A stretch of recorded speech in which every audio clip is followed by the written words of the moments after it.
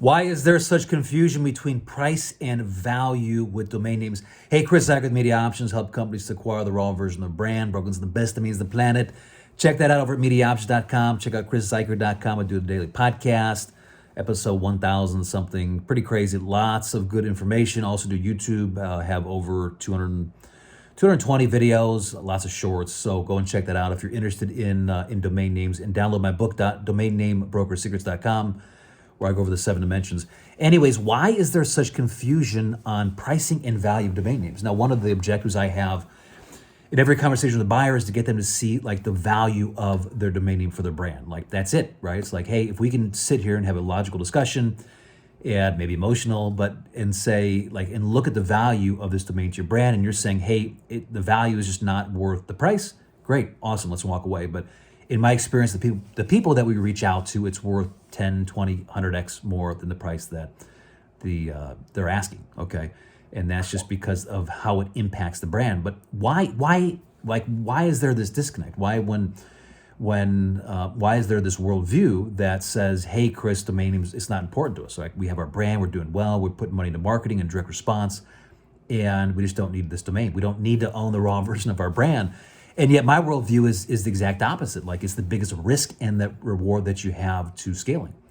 And if you don't own it, and another company comes along and owns that, then they own the global positioning, the industry positioning, right, all on down to the 7 dimensions, which is branding, marketing, SEO, email security, site security now, and the ability to scale and move beyond just your product, especially if your domain name is very niche today.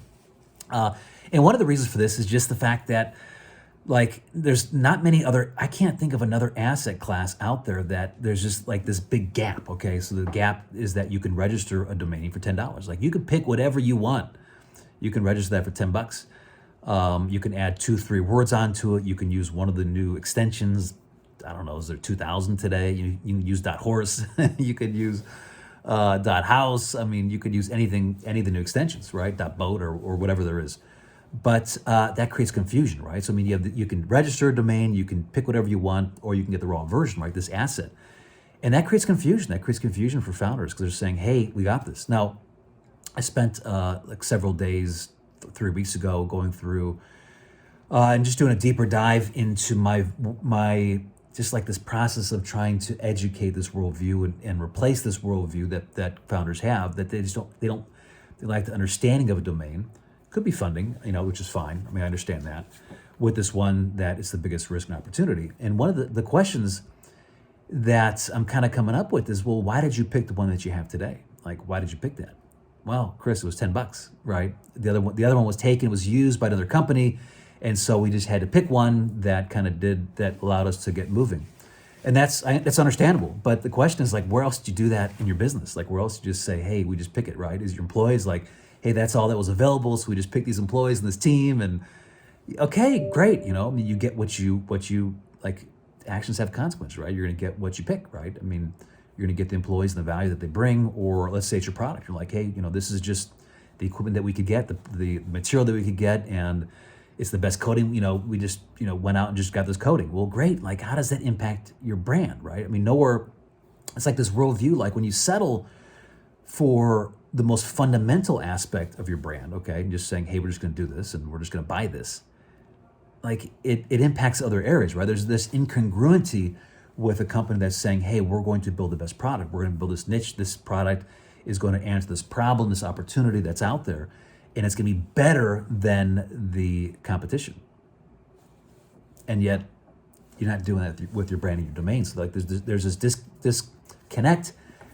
You're out of integrity with what you're building. But more importantly, like all this sweat equity that you're putting in, it's having this halo effect on another brand or maybe brands, right? Because there's multiple brands that are out there that call themselves your same keyword. And so that's why global positioning is the first dimension. Like you need to own that. You need to acquire this.